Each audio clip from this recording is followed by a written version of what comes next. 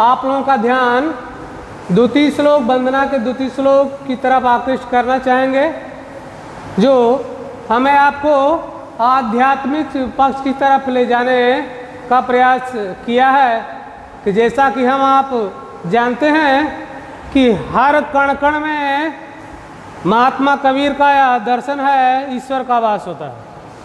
तो सबसे पहले इसका हम उच्चारण करेंगे और उच्चारण के बाद शब्दार्थ और शब्दार्थ के बाद अनुवाद आप लोगों को बताया जाएगा। इसका उच्चारण ईशावास्यम इदम सर्वयत किंच जगत्याम जगत तेन तिक्तेन भुंजिता मागृधा कैसे सिद्ध धनम। अब इसके बाद हम आप आएंगे इसके शब्दार्थ की तरफ। तो शब्दार्थ सबसे पहले देखेंगे। ईसा, ईसा शब्द का अर्थ है ईश्वर या परमात्मा। वास्यम, वास्यम शब्द का अर्थ है व्याप्त। इदम शब्द का अर्थ है यह, यानी ईसा वास्यम इदम सर्व सब, किंच कुछ, जगत्याम संसार, जगत जड़ चेतन स्वरूप संसार।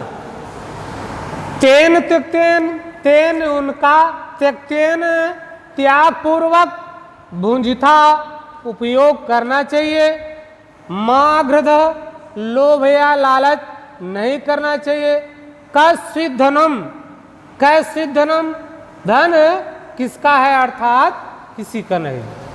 तो आप लोग इसे ध्यान से देखेंगे इसके अनुवाद को कि हे परम पिता परमेश्वर, इस चराचर जगत में अखिल ब्रह्मांड में जो कुछ भी व्याप्त है, चाहे वह थोड़ा हो या अधिक हो, सब में किसका वास है? आपका वास है। यानी कण कण में परमात्मा का वास है।